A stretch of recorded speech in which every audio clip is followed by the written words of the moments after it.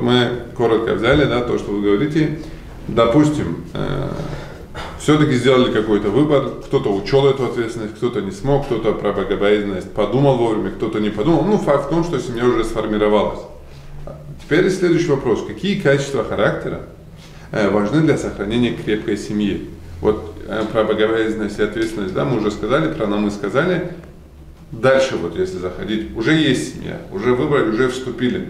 Возникают какие-то конфликты или еще что-то, да, вот, как вы сказали, Мухаммад Хаджи, сразу начинает талах, развод, и как вот это все избежать, какие качества важны? Есть хорошая карачаевская поговорка «Улу казанда пишкенет, чий калмаз» деп. Вот надо всячески поддерживать. И я бы, допустим, был бы богатым человеком, я к поощрениям президента нашей страны, еще я тоже, включал бы с тем, чтобы многодетность, чтобы она была престижной. Тогда у нас прослойка в обществе, да, ну, неминуемо от всяких моментов, но доля целостных, хороших семей, которые ни за что в жизни не разведутся, вот такая доля была бы намного выше, процент был бы намного выше, мне кажется. Мы должны пропагандировать в средствах массовой информации, в своих роликах и так далее, находить эти семьи и показывать истинно, искренне, как оно есть. Не надо такое... Показательно, чтобы это было. Да, чтобы достоверно, чтобы было. Не для праздника, не для интервью, а чтобы это истина была. Очень хорошая идея, кстати. Вот мне кажется, вот это очень важно. Я, конечно, не совсем на вопрос ответил, но я считал, что это важно. И тогда в таких семьях и язык развивается, и взаимопомощь, и человек, который, родной брат, помогает другому братишке или сестренке, он, выйдя на взрослую жизнь, он откликаться будет на беды и на нужды других людей. Вот так думаю. Я учился в советское время в Бухаре, это единственная медресе в Советском Союзе была, и после окончания или во время каникул мы ездили в Таджикистан, Узбекистан, Киргизстан, и я видел, что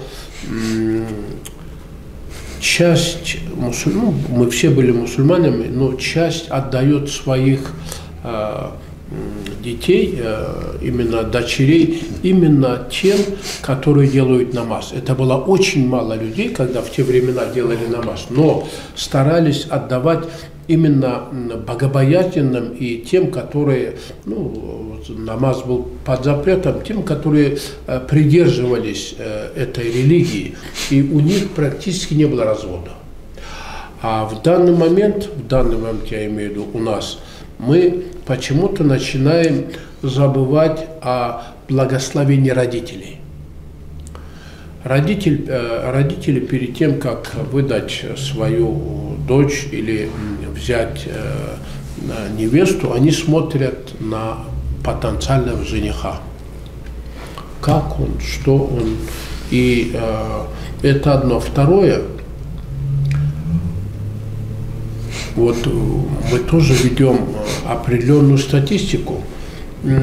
Обычно, где в семье муж и жена делают намаз, держат пост и придерживаются шариата, незначительные эти разводы. А где этого нет, и культура западная, культура современная, естественно, это все выдавливает. И, к большому сожалению, наша молодежь после свадеб очень много разводов. Потому что нужна основа, и в этом надо предостерегать наших сестер, наших матерей, которые должны воспитывать первым делом наших девочек и наших мальчиков. Мужчина, он добытчик, он утром уходит, вечером приходит, в основном воспитанием больше занимаются наши матеря, и здесь необходимо, чтобы наши матери, первое, были намазанными, богобоязненными и держали в строгом таком воспитании своих детей, тогда, поверьте, браков будет много, конечно, а вот разводов будет намного меньше. Ну, я присоединяюсь к сказанному Мухаммаду Хаджи. Богобоязненность, она присутствует у каждого из нас, в каждом шаге, в каждом движении. Это основа основ.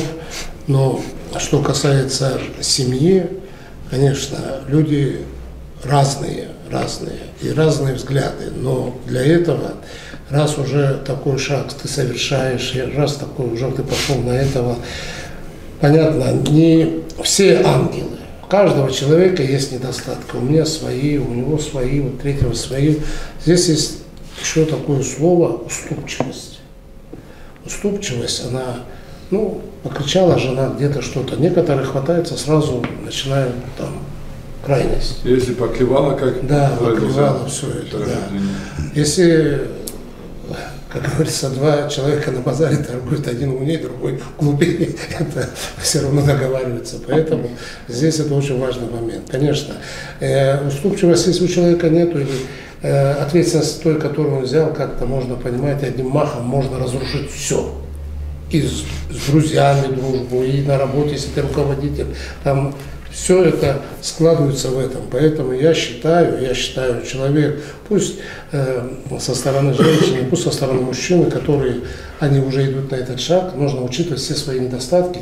Да, конечно, я не говорю уже, там уже человек, если уже там грязными делами занимается или чем-то занимается, терпеть невозможно, это тоже приводит к браку, тоже приводит к разводу, извиняюсь, да. Тоже отвечая на вопрос, какие черты характера нужны для укрепления, для сохранения семьи. На мой взгляд, даже говорят, что мужчина – глава семейства. Практически во всех народах, во всех странах. Я считаю, что мужчина, как глава семейства, должен поддерживать, мотивировать, направлять, наставлять, утешать, полностью под свой контроль взять и направлять.